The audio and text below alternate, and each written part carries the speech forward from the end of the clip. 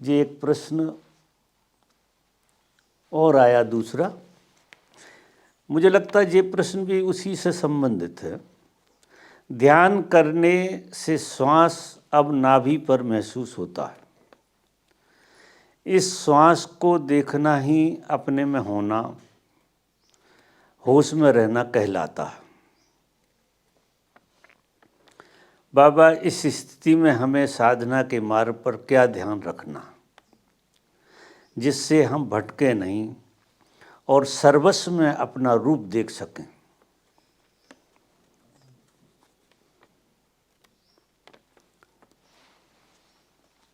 तो मित्र,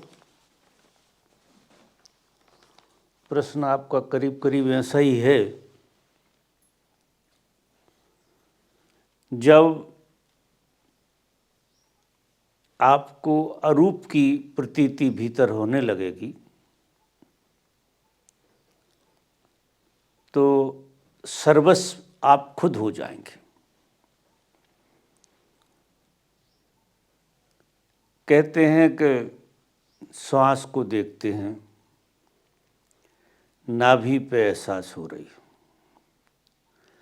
जब तक आप किसी भी ऑब्जेक्ट को देखते हैं, चाहे वो श्वास हो, चाहे मीठापन हो, चाहे तुम्हारी प्रतीति हो, प्रतीति में तुम्हारी व्याख्या चलती रहती है, तो मज़ा आ रहा है। अब मज़ा ऑब्जेक्ट है, मज़ा किसको आ रहा? जितनी क्रियाएं हैं, चाहे श्वास की हो चाहे दूसरी हो, जितनी क्रियाएं हैं ये सब मन के खेल हैं। इसलिए गुरु आखिरी में सारी क्रियाओं को काट देता है। सारी क्रियाएं, जैसे संसार के खेल खिलौने में तुम फंस गए थे, ऐसे गोरखनाथ के गोरख धंधे में फंस गए। ये क्रियाएं भी एक तरह का गोरख धंधा है, थकाने के लिए है कि उससे आप थक जाओ। बस इतना ही काम आती हैं क्रियाएं कि आप थक जाते हैं। थोड़े दिन आपको मीठापन लगेगा, नाभि में श्वास जा रही है, और फिर कुछ दिन के बाद आपके सर पे ऊर्जा चढ़ने लगेगी, गर्मी बैठने लगेगी, आपका सर पकड़ने लगेगा, सब मिठास गायब हो जाएगी। विपश्यना करने में भी ऐसा ही लगता है। शुरू में मीठा लगेगा क्योंकि रासायनिक प्रक्रिया बदली, आपका कुछ बदला भीतर, तो वो रासायनिक प्रक्रिया के बदलने का अच्छा लगना होता है। बाद में चूंकि ये अच्छा शाश्वत नहीं है, इसका विपरीत तो खड़ा ही रहता है पीछे, तो वो आपके मस्तिष्क में गर्माहट से भर देगा, गर्माहट भर जाएगी, और फिर आप थक जाओगे। फिर आपको लगेगा कि सबसे गड़बड़ अगर होती है कुछ, तो ध्यान करने से ही होती है। आप आश्चर्य करोगे। साधक को जब करते ही रहता है, करते ही रहता है, करते ही रहता है, तो उसे ये लगता है कि सबसे ज़्यादा तकलीफ तो ध्यान में है, क्योंकि 24 घंटे तुम उलझे रहते हो। सांस को देखना है, सजग होकर चलना है, ये करना है, वो करना है, जागृति से रहना है, ये सब तुम्हें थकाएंगे।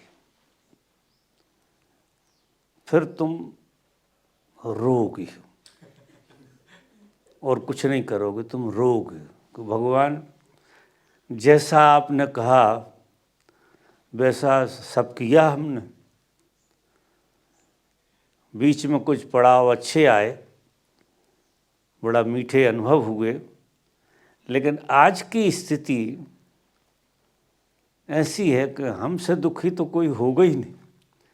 ये संसारी ज़्यादा सुखी लग रहे, हंस लेते हैं बेचारे। अब तुम बहुत थक जाओगे तो तुम हंस नहीं सकते, तुम्हारी स्थिति दयनीय हो जाएगी, तुम्हारा फीलिंग सेंटर मर जाएगा। विपश्यना लंबे टाइम तक करोगे, फीलिंग सेंटर पूरा सूख जाएगा, आपका हृदय सूख जाएगा, सब बंद हो जाएगा, तो आप थकोगे।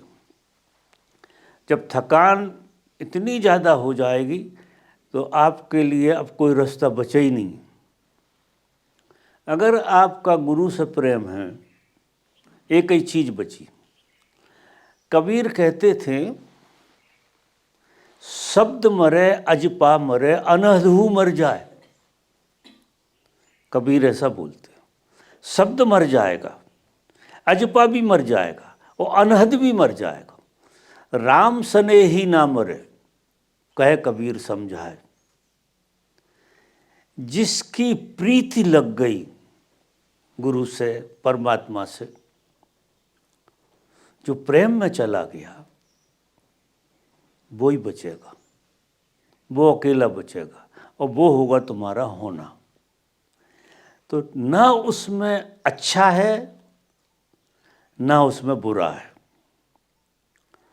ना उसमें कोई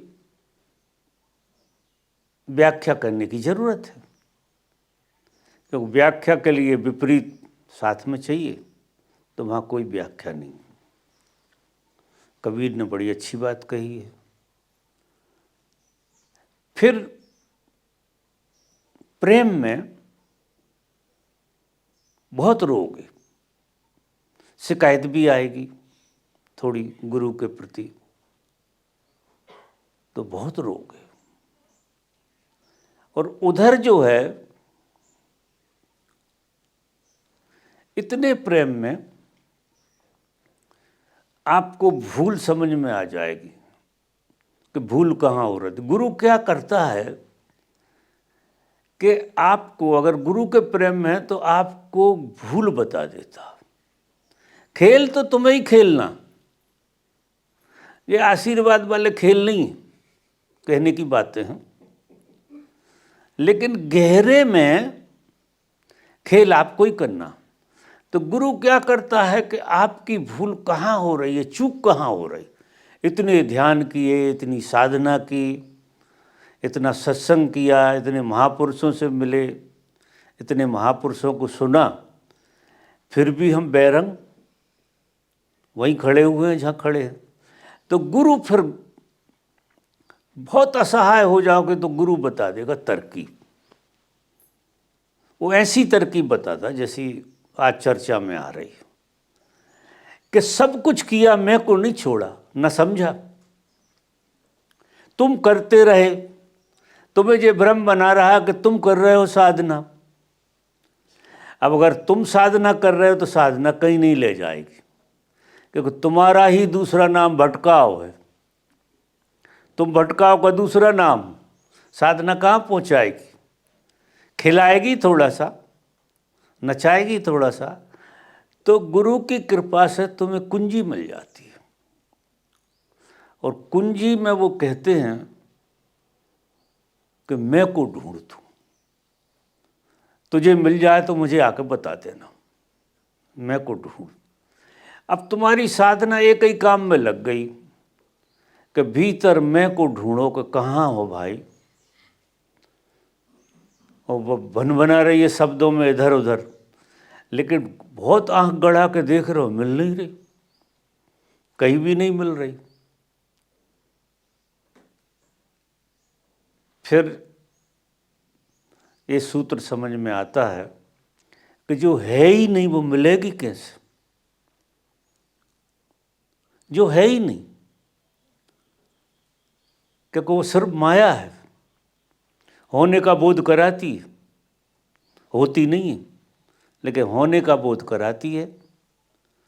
संसार होने का बोध कराती, खुद के होने का बोध नहीं कराती। खुद के होने के बोध को छुपाती है और कुछ और होने का बोध कराती है। उससे जिंदगी भटकती भटकती चल जाती है, कभी कुछ हो जाते कभी कुछ हो जाते, तो जिंदगी चल जाती। लेकिन गहराई में इस सत्य जब समझ में किसी को आता है तो उसे अपने पे हंसी आती है कि जिस मैं को जीवन समझा था जिंदगी भर, वो सच में होती ही नहीं है, मिलेगी कहाँ से।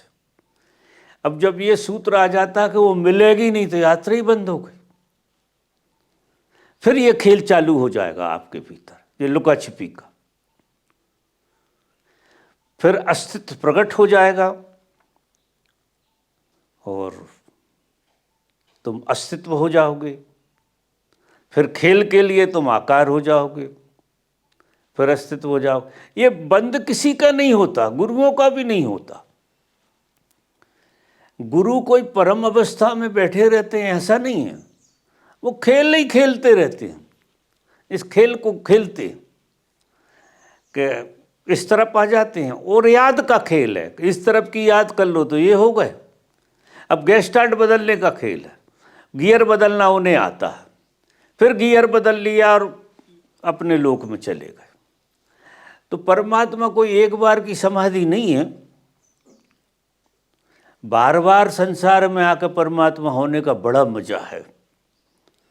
और एक ही बार परमात्मा अगर हो गए ऐसा है तो बहुत गड़बड़ है मामला, वो ठीक नहीं है मामला। लगता जरूर हमें है कि वो सही मामला है, लेकिन सही मामला यही है कि संसार हुए, थोड़े दुख दर्द देख लिए संसार होने की, और फिर जैसे ही होश आया परमात्मा हुए। परमात्मा होने में ना दुख है, ना दर्द है, ना पीड़ा है, ना कुछ है, ना कुछ है, बस हो आप। आपके होने का नाम ही परमात्मा, कुछ और होने का नहीं, आपके होने का। जो इन मित्रों ने पूछा था, तो जी श्वास को ठीक है तुम देख रहे हो, देखते रहो, जब तक थक ना जाओ तब तक देखते रहो, और भटकोगे नहीं, क्योंकि गुरु तुम्हारे पीछे खड़ा है, इसलिए तुम भटक नहीं सकते। तो बेटा ऐसा करो, खूब तरह से करो ध्यान। इस शरीर ने तो किया है खूब तरह से, खूब तरह से। जब तक ध्यान तुम्हें ना छोड़ दे, तुम ध्यान मत छोड़। और अगर थक गए हो तो ये तरकीब जो मैंने बताई अभी, जो कहने में आई अभी, वो सीधी तरकीब पकड़ लो कि मैं को ढूंढने लगो। हाँ इतना है, मैं को ढूंढना क्यों नहीं हो पाता?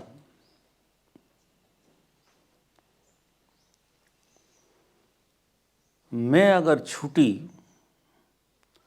तो तुम अज्ञात लोक में चले जाओगे। इतना विराट अज्ञात लोक सिर्फ मैं के छूटने से, उसकी झलक आती है, वही मैं डर जाता है और मैं आ जाता। ये कई बार होता है, साधकों को कई बार होगा। मैं छूटते छूटते छूटते छूटते नहीं छूट पाती। अब यहां भी गुरु से प्रेम हो और समझ हो, यानी आप आश्चर्य करेंगे, ये जो मैं है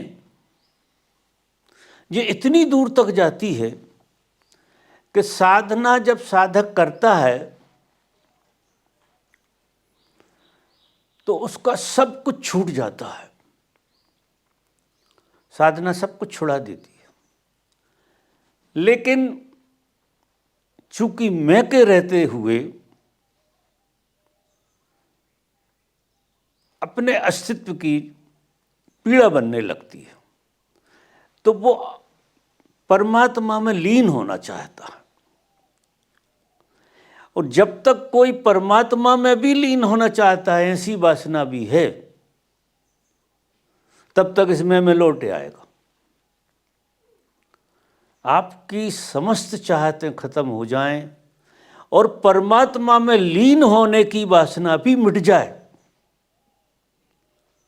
तब आप लीन हो पाते हो। क्योंकि वासना तो वासना किसी तरह की हो, बहुत साधक अपने साथ यात्रा कर रहे हैं और इस जगह पर अटक रहे हैं। बहुत अच्छी स्थिति बनती है उनकी, आनंद में होते हैं, लेकिन अपने होने की पीड़ा बरकरार रहती है तो प्रार्थना करने लगते हैं कि परमात्मा में हम लीन कैसे हो जाएं, बस अब लीन हो जाएं हम। और यही वासना उनको लीन नहीं होने दे रही। ये इतने दिनों से साधना चल रही है और बहुत सारे साधक यहाँ अटक गए, तो वहाँ भी छोड़ देना चाहिए। जब मैं का निरीक्षण अच्छी तरह से हो जाए तो वहाँ से भी विदा होना चाहिए। उतनी भी मैं की जरूरत नहीं है। वो मैं वासना पे निर्भर रहती है, चाह पे निर्भर रहती है, तो इतनी चाह भी बाधा बनती है कि मैं परमात्मा में लीन हो जाऊं। अब ये तो हर कोई होना चाहेगा, साधना करेगा तो ये अंतिम पड़ाव में हर कोई चाहेगा कि मैं परमात्मा में लीन हो जाऊं। और यही वासना अगर गौर से नहीं देखी गई तो बार बार लौटा के लाएगी। तो ये मैं इतनी आखिरी चीज़ है, इतनी आखिरी चीज़ कि वो आखिरी दरवाजे तक जाती है, फिर आखिरी दरवाजे से छूट जाती है। ऐसा खेल है। इसलिए इसको समझ लेना बहुत ज़रूरी है।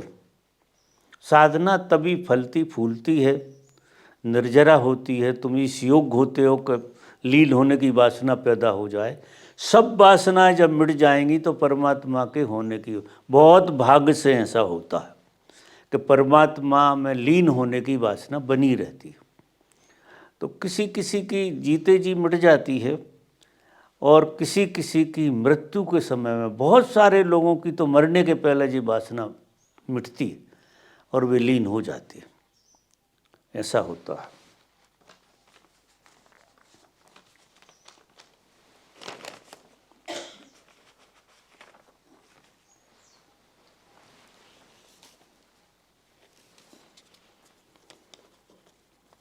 अब ये प्रश्न तो मैं पढ़ के ही सुना सकता हूँ, इसका जवाब तो मेरे पास है नहीं। प्रणाम बाबा, मेरी बहन जो शादीशुदा है, उनकी 5 बेटियां हैं। उसने आपसे पूछा है क्या उसका आगे बेटा होगा छठ में?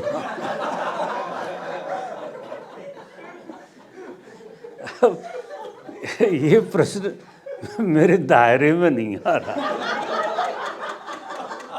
तो मुझे क्षमा करना, मैं इसका उत्तर नहीं दे पाऊंगा। ये जोक है या हकीकत है, ये भी समझ में नहीं आ रहा।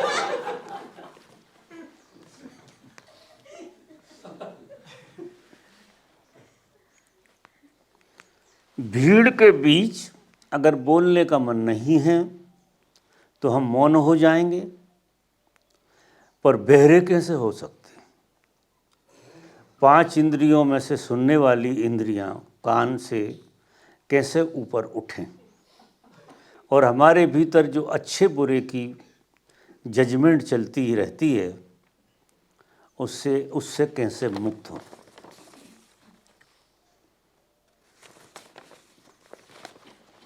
तो देखिए,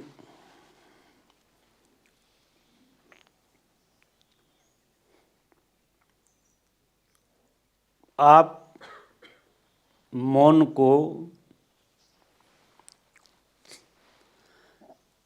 सभी इंद्रियों से मौन होना पड़ेगा।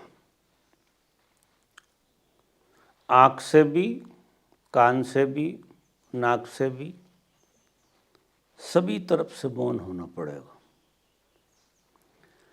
सबसे गहरी इंद्री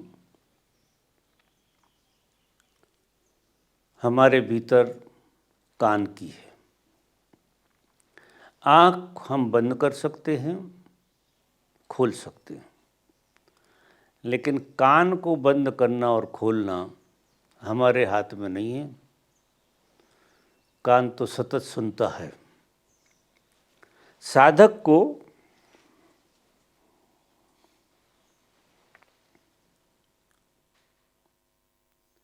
चाहे वो भीड़ में हो, चाहे संबंधों में हो,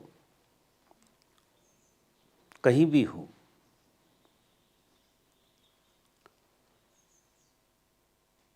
शब्द को नाद की तरह सुनना चाहिए, संगीत की तरह सुनना चाहिए। ये जो शब्द हैं, अगर गहरे से देखो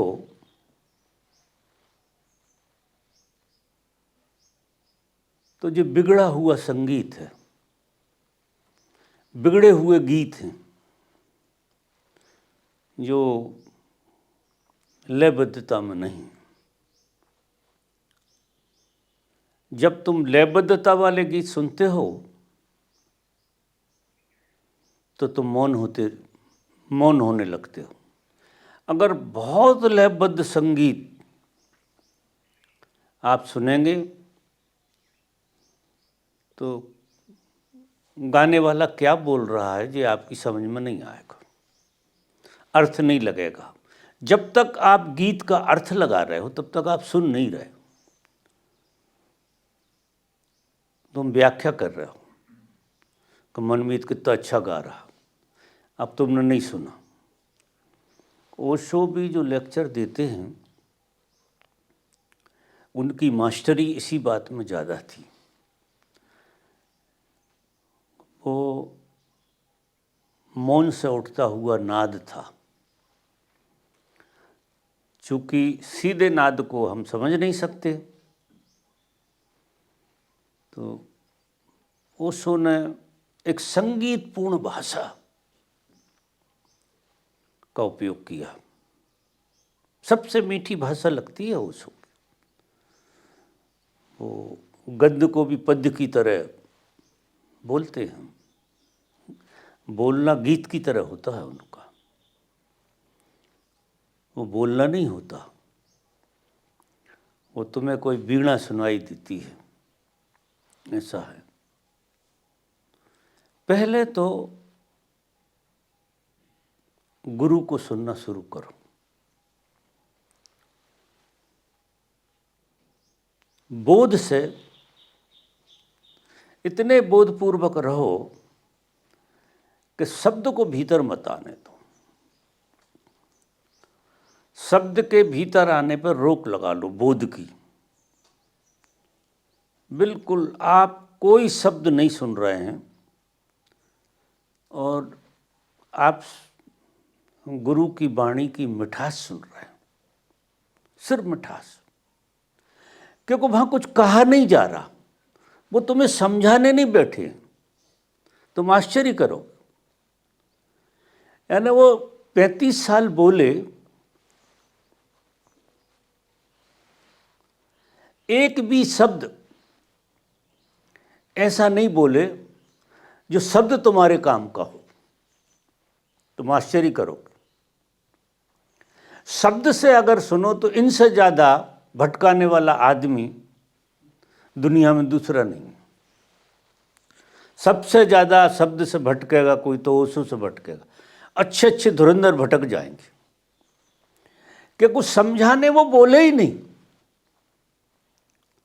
वो सुनने बोले, समझाने नहीं बोले। वो सुना तो संगीत जाता है। तो पहले आप शुरू करो, रोज 1-1.5 घंटा उनको सुनो।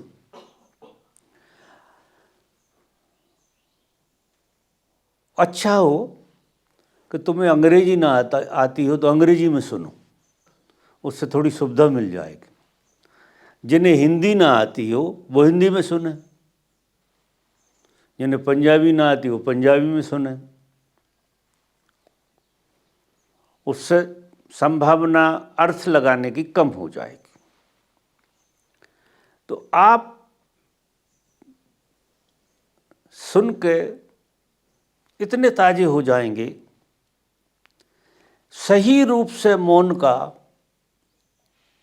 जो शुरुआत होती है वो सुनने से होती है, चुप होने से नहीं।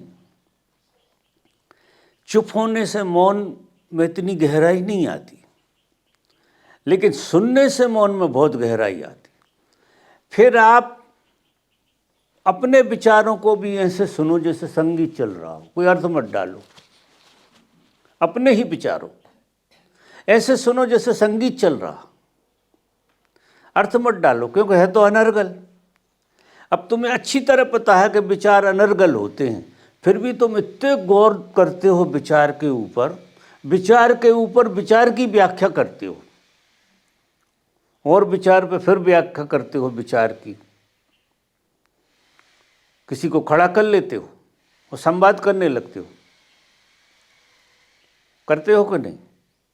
अकेले अकेले कब तक बोलोगे? तो किसी को खड़ा कर लेते हो। तो अगर सुनना शुरू करोगे विचार को तो दूसरा आदमी खड़ा नहीं होगा। और अपने विचार कब तक चलेंगे? अगर दूसरा आदमी संपर्क में नहीं है तो हमारे विचार ज़्यादा देर तक चलेंगे नहीं। लेकिन हम दूसरे को खड़ा कर लेते और संवाद चलता हमारा और उसका, जैसे फ़ोन पे कोई है नहीं और बातें बहुत होती रहती हैं। इस तरह से बिना फ़ोन के भी कोई नहीं है। बहुत बार देखना कि तुम जो विचार कर रहे हो वो तुम्हारे ही विचार हैं क्या, या कोई क्रिया की प्रतिक्रिया हो रही है उसको सुन रहे हो।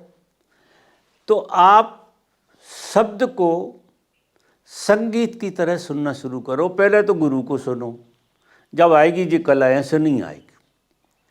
फिर तुम भरे भीड़ बाजार में गाली गलौज भी हो रही है, उसे भी तुम संगीत मानोगे। बस इतना ख्याल आएगा कि अनर्गल संगीत है तो संगीत ही, क्योंकि जो भी शब्द निकल रहा है वो ओमकार से आ रहा। चाहे कोई आदमी गाली दे रहा हो, कुछ भी कर रहा, उठता है तब ओमकार की तरह होता है और हम में से पसार करते करते गाली में कन्वर्ट हो जाता। आप आश्चर्य करेंगे। तो तुमसे मूल में से तो कोई शब्द गलत नहीं निकल रहा, न किसी और में से निकल रहा। मूल में विचार सबके बड़े काम के हैं, मूल में। लेकिन मूल तक हम कहाँ जाते हैं? हम तो बहुत ऊपर आकर पकड़ते हैं, जब तक वो संगीत ऐसे ऐसे होते होते और गाली गलौज में आ जाएगा, कुछ का कुछ हो जाएगा। तुम इस विज्ञान को देखना गौर से और तुम्हें अपने पे बहुत भरोसा आने लगेगा कि विचार को ज्यों का त्यों आने दो, जैसा वहाँ से उठा है, जिस केंद्र से ये पैदा हुआ है। अगर उस केंद्र तक तुम्हारी जागृति चली जाए तो फिर विचार संगीत बन जाएगा। पहले शब्द बनेंगे, फिर विचार बनेगा, फिर भाव बनेगा। और जब ये सब संगीत बन जाते हैं तो सुनने की प्रतिक्रिया बोलना होती है। अगर आप सुन नहीं पाते तो आप बोल नहीं सकते। आपका बोलना, आपने देखा होगा कि कोई बहरा होता तो गूंगा भी होता, आपने देखा होगा। और गूंगा होता तो सुन नहीं सकता है वो। एक बार गूंगा आदमी सुन सकता है, लेकिन बहरा आदमी बोल नहीं सकता, क्योंकि जो कान में जो शब्द पड़ता है उसकी प्रतिक्रिया है बोलना। वो कान से जो भीतर जाता है उसका रिएक्शन है बोलना। बोलना ज़्यादा पुरानी घटना नहीं है। हजारों साल पहले आदमी बोलता नहीं था, बिल्कुल नहीं बोलता था। सब इशारों से काम हो जाते थे, मौन में रहता था, बोलता नहीं था। लोग मौन में ही थे। ये तो डेवलपमेंट है। आप आश्चर्य करोगे, ये डेवलपमेंट जो है बहुत बाद में आया बोलने का। नहीं कोई बोलता हुआ बच्चा पैदा भी नहीं होता, तो उसको अगर सुनना ना पड़े, चारों तरफ से कुछ भी ना सुनना पड़े, तो वो बोल नहीं पाएगा। और वो अगर तमिलनाडु में पैदा होगा तो बोलेगा तमिल भाषा, क्योंकि बोलना बाहरी चीज़ है। जो सुनोगे वही बोलोगे। लंदन में पैदा होगा तो इंग्लिश बोलेगा। कोई सीखना नहीं पड़ेगा, वो सुन के आ जाएगी। कोई सीखने की जरूरत, बोलने के लिए पढ़ने की जरूरत नहीं है, बोलने के लिए सुनने की जरूरत है। तो आप इस तरह से सुनो कि आप संगीत सुन रहे हैं, तो फिर गुनगुनाहट भी आपके भीतर संगीत की आएगी। फिर सुनोगे तो गुनगुनाओगे, तुम बोलोगे नहीं। बड़ा मज़ेदार, माने पूरा गेस्टाल्ट बदलता है। आदमी की जो संभावनाएं हैं और किस केंद्र से बदल सकता है आदमी, तो अगर कर्ण इंद्री पे आपकी जागृति बन गई और शब्द की जगह संगीत हो गया सुनना आपका, तो शब्द बोलने में नहीं आएंगे, क्योंकि हम वही बोलते हैं, उसी की प्रतिक्रिया होती है जो हम सुनते। लेकिन हम बोलते कभी हैं और सुनते कभी हैं, तो वो बात समझ में नहीं आती। आप देखो जो अनर्गल विचार आपके चलते हैं वे कहाँ से आते?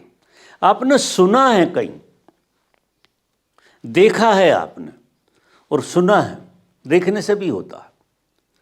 आप देखोगे, सुनोगे, अकेले देखने से नहीं, देखा फिर व्याख्या हुई, वो व्याख्या को आपने सुनी और उसके परिणाम में आप विचारों में चले जाएंगे, उसी तरह के विचारों।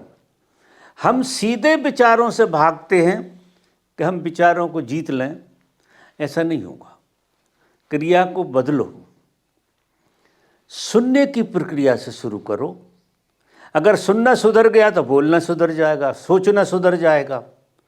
और विचार बुरी चीज़ नहीं है, लयबद्ध होना चाहिए। कोई भी चीज़ लयबद्ध जब होती है तो वो संगीत हो जाती है, और वो अस्तित्व का संगीत है। हम सब अस्तित्व के संगीत को प्रकट होने के लिए बने हुए हैं। आप आश्चर्य करें, क्योंकि परमात्मा संगीत का दूसरा नाम है। उसकी अभिव्यक्ति संगीत में ही हो सकती है, बोलने में नहीं होगी अभिव्यक्ति, संगीत में अभिव्यक्ति होती है परमात्मा की। तो हम परमात्मा की दुनिया का मज़ा संगीत के माध्यम से इस तरफ से जा सकते हैं। अब संगीत कोई वो बज रहा है, कुछ भी वायलिन बज रही है, कुछ बज रहा, उसी को मत मानो। वो तो हर आदमी सिवा संगीत के कुछ बोल ही नहीं रहा। ये तो हमारा मन उसकी क्रिया की प्रतिक्रिया करके और कुछ अलग ढंग से सुन लेता और वही फिर विचारता, ऐसा खेल होता। तो अच्छे बुरे की बात भी खत्म हो जाएगी, द्वंद्व मिट जाएगा। द्वंद्व मिट जाएगा, तुम्हें सुनने की कला आ जाएगी, तो अच्छा और बुरा दोनों ही संगीत हो जाएंगे, दोनों से आप मुक्त हो जाएंगे। तो अब मैं सोचता हूँ कि सभा आज के लिए समाप्त की जाए।